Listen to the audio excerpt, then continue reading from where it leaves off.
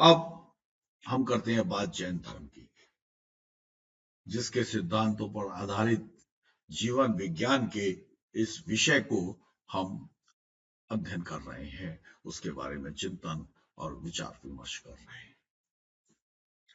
जैन धर्म में अहिंसा को धर्म कहा गया है, स्वरूप नहीं कहा गया, साध्य नहीं कहा गया, साधन नहीं कहा गया, परंतु उसे धर्म ही कहा गया है। और इसमें भी अहिंसा का पालन बहुत अधिक सूक्ष्मता से होता है। इस धर्म में मांसाहार पूरी तरह से किसी भी प्रकार से निषिद्ध है तथा दैनिक क्रियाकलापों में भी सूक्ष्म हिंसा से, स्थूल हिंसा से नहीं, सूक्ष्म हिंसा से भी बचने का प्रयास किया जाना चाहिए। जैन धर्म के साधु संत नंगे पांव चलते हैं, इर्या समिति का पालन करते हैं, उनके किसी भी शारीरिक क्रिया से जीवों को कोई कष्ट ना पहुंचे इसका ध्यान रखते हैं। कहते हैं कई 3 हाथ देख करके आगे चलते हैं कि वो चलते वक्त उनके पैरों के नीचे कोई चींटी या अन्य जानवर आकर के उसका प्रतिघात, उसका घात ना हो जाए। ये साधु सिर्फ शारीरिक और अहिंसा को ही महत्वपूर्ण नहीं मानते, बल्कि मानसिक अहिंसा और वचन की हिंसा को भी उतना भी महत्वपूर्ण मानते हैं। वस्तुतः मनसा वाचा कर्मणा हिंसा का त्याग ही तो अहिंसा धर्म है। जैन आगमों में अहिंसा का आधारभूत तत्व माना गया आत्मोपम्य की भावना का विकास, अर्थात सभी प्राणियों के प्रति संयम रखना अहिंसा है। सभी प्राणियों के, एक इंद्रिय से लेकर पंचेंद्रिय तक, पशु पंक्षियों से लेकर के, कीड़ों से लेकर के मनुष्य और अन्य पंचेंद्रिय पशु तक। जैन आगम में यह स्पष्ट कहा गया है कि सभी जीवों को सुख प्रिय है, कोई भी जीव नहीं चाहता कि उसका वध कर दिया जाए। जीवन प्रिय है इसलिए सभी जीवित रहना चाहते हैं, सभी चाहते हैं कि दुख उनको कभी ना आए और उनका घात तो कभी ना हो। वे सुख का रस्वास्वादन करना चाहते हैं, अतः किसी को पीड़ित नहीं करना, प्राणियों को अपनी आत्मा के समान देखना जैनागम में अहिंसा का प्रमुख आधार है कि जैसे मेरी आत्मा वैसी किसी दूसरी जीव और उसकी आत्मा। भगवान महावीर ने ना केवल मनुष्य, पशु, पक्षी आदि में अपितु पृथ्वी, पानी, अग्नि, वायु में भी जीवत्व को स्वीकार किया गया, जिसे स्थावर कहते हैं, जिसे एक इंद्रिय जीव कहते हैं, उसमें भी जीव तत्व विद्यमान है। ऐसा महावीर ने अपने सिद्धांतों में और जीव की रचना में त्रस और स्थावर में इस बात को कहा है कि 2 इंद्रिय से 5 इंद्रिय तक जीव त्रस कहलाते हैं और 1 इंद्रिय जीव स्थावर कहलाते हैं, जो अग्नि का एक, पृथ्वी का एक, जल का एक, वनस्पति का एक हो सकते हैं, वायु का एक हो सकते हैं। 5 प्रकार के इस प्रकार से जीव रहते हैं और बाद में पंचेंद्रिय जीव में सैनी और असैनी, जैसे मनुष्य या हाथी। तो इनमें जीवत्व को स्वीकार करके इनका दुरुपयोग नहीं किया जाना चाहिए। जितना जल का प्रयोग करना है केवल उतना ही करें, क्योंकि वो भी कहीं ना कहीं सूक्ष्म हिंसा है, स्थावर हिंसा है। अग्नि का भी उतना ही प्रयोग करना चाहिए, अकारण अग्नि को जलाना भी स्थावर हिंसा है। इनके प्रति संयमी रहने का भाव अहिंसा के रूप में स्वीकार किया गया। महावीर ने यत्र तत्र सर्वत्र अपने अनुयायियों को अहिंसा की प्रेरणा दी और कहा, अहिंसा परमो धर्मा, अहिंसा ही परम धर्म है। और जो व्यक्ति अहिंसा को स्वीकार कर लेता है वो धर्म करने के पथ पर स्वयं भी अग्रसर हो जाता है और वो आत्मा को परमात्मा बनाने के लक्ष्य की ओर लग जाता है। वो एकांती से अनेकांतवांती हो जाता है, वो आत्मा को परमात्मा से मिलाने का कार्य करने लगता है और संसार से मुक्त होने के उपायों की ओर बढ़ने लगता है। इसके बाद हम चर्चा करते हैं बौद्ध धर्म की। बौद्ध धर्म को भी अगर हम व्यावहारिक धर्म कहें तो कोई अतिशयोक्ति नहीं है। भगवान बुद्ध ने अहिंसा के निषेधात्मक रूप पर ज्यादा जोर न देकर उसके विधायक पक्ष का प्रचार किया एवं समाज को, अपने अनुयायियों को नैतिक व्यवहार की शिक्षा दी। बौद्ध धर्म के अहिंसा के क्षेत्र में जो सबसे बड़ा व्यावहारिक प्रभाव रहा है वह पशु यज्ञ की समाप्ति, बलि की समाप्ति। पशु यज्ञ की समाप्ति भी अहिंसा में जीवन में लाने से पहल की गई। उन्होंने कहा कि जिस प्रकार से तुम अपने जीवन का घात नहीं करवाना चाहते, तो तुम्हें भी किसी पशु के जीवन का घात करना और उसकी बलि देने का कोई अधिकार नहीं है। उस समय, बुद्ध के समय में मनुष्य के भोजन का आहार पशु होने लगा था। इसको कम करने के लिए अहिंसा के नायकों ने, अहिंसा के प्रचारकों में, जनमानस में ये बात फैलाई कि मनुष्य पशु का मांस खाना पाप है, किसी को मार कर खाना पाप है। मृत शरीर को हम छूने के बाद नहाते हैं, पर मृत शरीर को अपने पेट में पचा लेते हैं। क्या हमारा पेट एक कब्रिस्तान है? ये पाप है, ये नहीं कर सकते, ये नहीं किया जाना चाहिए। इसलिए यह बुद्ध ने यज्ञ में पशु बलि का घनघोर विरोध किया, जिसके फलस्वरूप आज अनेकों स्थानों पर अहिंसामयी यज्ञ होने लगे हैं, जब पशुओं की बलि के स्थान पर सामग्रियों की आहुति दी जाती है और यज्ञ को पूर्ण किया जाता है।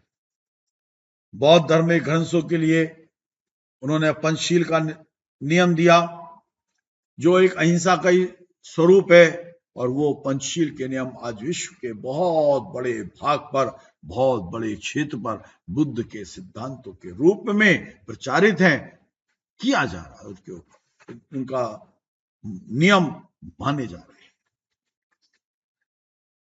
बुद्ध ने कहा कि जानबूझकर कभी किसी जीव की हिंसा नहीं करना, यानी कि अपनी तरफ से कभी भी किसी जीव का घात नहीं करना। बिना दी हुई वस्तु को नहीं लेना। यदि कोई वस्तु किसी ने आपको दी नहीं है तो उस पर आपका अधिकार नहीं है, आप उसको नहीं ले सकते, भले ही वो व्यक्ति कहीं रख गया है, वो भी एक तरह की हिंसा ही है। काम भोगों में मिथ्या आचार ना करना। जो संसारिक भोग हम भोगते हैं, उन संसारिक भोगों में मिथ्या का आचरण नहीं करना, झूठ का आचरण नहीं करना, सत्य के साथ उसको जीना, यही कभी नहीं करना चाहिए। ऐसा भगवान बुद्ध का पंचशील का तीसरा नियम है। असत्य वचन ना बोलना, हमेशा सत्य कहना, भले ही सापेक्ष सत्य कहा जाए, पर जो बात कही जाए वो किसी न किसी पर्याय की अवस्था में सार्थक हो, सत्य हो। और उनका अंतिम पंचशील का नियम था कि शराब और मादक द्रव्यों का सेवन ना करें। वस्तुतः देखा जाता है कि शराब और मादक द्रव्यों के सेवन करने से हिंसा की भावना को बल मिलने लगता है। वह व्यक्ति ना चाहते भी मन, वचन और काय की हिंसा में संलिप्त होने लगता है। इन नियमों में अहिंसा को प्रमुख स्थान दिया गया है। बुद्ध संसार को अहिंसा परमो धर्म को संदेश देने वालों में अग्रणी है। बुद्ध ने हिंसा को अनार्य कर्म कहा है। बुद्ध ने भिक्षुओं को संबोधित करते हुए 3 बातों को नरक का और 3 बातों को स्वर्ग का हेतु बताया, स्वर्ग जाने का कारण बताया। स्वयं हिंसा ना करना, दूसरों की ओर हिंसा ले जाना तथा हिंसा का समर्थन करना, यानी कि कृत करना, कारित करना और अनुमोदना करना। ये तीनों बातें हिंसा के लिए अगर की जाए तो वो नरक का कारण है। वहीं हिंसा से दूर रहना, दूसरे को भी हिंसा ना करने देना और हिंसा का समर्थन कदापि ना करना, ये तीनों बातें स्वर्ग की ओर ले जाती। इस प्रकार बौद्ध दर्शन में अहिंसा को सभी व्रतों नियमों का अधिपति बताया गया है, उसको प्रमुख रूप में उसकी महत्ता दी है। पंचशील के पांचों सिद्धांतों में अहिंसा को सर्वोपरि मान करके उसकी व्याख्या की गई। इसके बाद सिख धर्म। हम सिख धर्म में अहिंसा की चर्चा करते हैं। सिखों के प्रथम गुरु नानक थे, जिन्होंने पंजाब में 15वीं सदी में सिख धर्म की स्थापना की। इस धर्म में सनातन धर्म की अच्छी अच्छी बातों को ग्रहण किया। यह धर्म जाति पाति में विश्वास नहीं रखता। ये ब्राह्मण, वैश्य, क्षत्रिय और शूद्र की अवधारणा को नहीं मानता है। सिख धर्म की उत्पत्ति शिष्य शब्द से हुई है। इस धर्म के गुरुओं ने सभी ऐशो आराम त्याग करके, जबकि उन्हें वो सभी सुविधाएं उपलब्ध थी, सादगीपूर्ण जीवन जिया, जो अहिंसा की पहली भावना है। गुरु नानक की वाणी से यह स्पष्ट होता है कि सिख धर्म अहिंसा में विश्वास रखता है। गुरु नानक ने कहा, मांस मांस सब एक है, मुर्गी हिरण गाय, आंख देख नर खात है, दे नरक दर्क दी जाए। यानी कि सबका मांस एक सा है, चाहे वो मुर्गा हो, हिरण हो, गाय हो, भैंस हो। और जो इन्हें नर आंखें देखकर, इनको देखते हुए भी खाता है, वो नर नरक ही जाएगा, वो कभी भी स्वर्ग की ओर नहीं जा सकता। आगे उन्होंने कहा कि जो सिर काटे औरों का, अपना रहे कटाए, धीरे धीरे नानक बदला कहीं न जाए। यानी कि सिर काटना अपने ही सिर काटने जैसा समान है, और ये बदलता रहता है। आज आप सिर काटते हैं, कल को कोई आपका सिर भी काट सकता है। नानक आगे कहते हैं, जो बीने सो असु, क्यों ना होवे हानि, समय पक्ष फल देत है, नानक निश्चय जानी। अतः कि जो व्यक्ति जो करता है और जो इस तरह का भाव रखता है, वो उसको हानि होगी ही। ये सभी पक्ष फल देते हैं। हिंसा करना निश्चित रूप से बुरा फल ही देता है, पाप कर्म ही है, और ये निश्चय करके जानना चाहिए। अतः स्पष्ट है, सिख धर्म में अहिंसा को एक प्रमुख धर्म के रूप में, एक प्रमुख कारण के रूप में, एक प्रमुख मान्यता के रूप में स्थापित किया है। इस्लाम धर्म के प्रवर्तक मोहम्मद पैगंबर साहब थे। इस्लामिक अरबी का एक शब्द है जिसका अर्थ है शांति में प्रवेश करना। मोहम्मद साहब ने भी शांति, शिक्षा, प्रेम और भाईचारे की थी। मोहम्मद साहब ने कहा था कि युद्ध का समर्थन केवल बचाव और आत्मरक्षा के लिए होना चाहिए, ना कि किसी पर आक्रमण करके उसे जीतने के। इस्लाम के अभिवादन के तौर पर अस्सलाम वालेकुम शब्द का प्रयोग किया जाता है, जिसका शाब्दिक अर्थ होता है शांति से रहें। उपरोक्त सभी अर्थ ये बताते हैं कि इस्लाम ने भी अहिंसा के स्वरूप को स्वीकार किया है। ईसाई धर्म का जन्म यहूदी धर्म समुदाय से हुआ है। यहूदी धर्म के पवित्र ग्रंथ ओल्ड टेस्टामेंट का ईसा मसीह द्वारा संबोधन कर दिया गया, जिसे न्यू टेस्टामेंट कहते हैं। दोनों ही ग्रंथ को बाइबल कहा जाता है। ईसा मसीह ने अपने प्रवचन में करुणा की वर्षा की है, दया की वर्षा की है। वे कहते हैं कि शत्रुओं से प्रेम करो। वे कहते हैं जो शाप दे उसको आशीर्वाद दो। वो कहते हैं जो तुमसे घृणा करे उसके साथ भलाई करो। वे कहते हैं जो तुम पर अत्याचार करे, तुम्हारे लिए दुर्भावना करे, उसके लिए प्रार्थना करो। ईसा मसीह का कथन प्रेम, करुणा, दया और सहिष्णुता, इन सब का जो मूल तत्व है, अहिंसा को ही तो दर्शाता है। ईसा मसीह ने अहिंसा को सैद्धांतिक रूप से स्थापित ना करके व्यावहारिक और धरातल पर उतारने का प्रयास किया।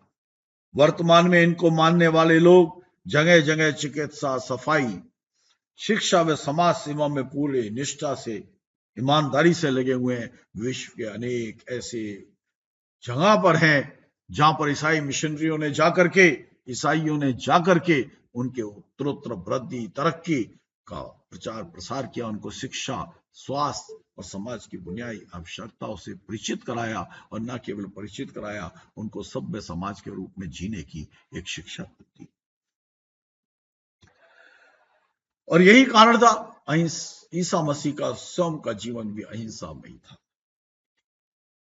जब उन्हें सूली पर चढ़ाया जा रहा था तब उन्होंने परमपिता परमेश्वर से यही प्रार्थना की कि हे परमपिता, आप इन्हें माफ कर दें, क्योंकि ये नहीं जानते ये क्या कर रहे हैं।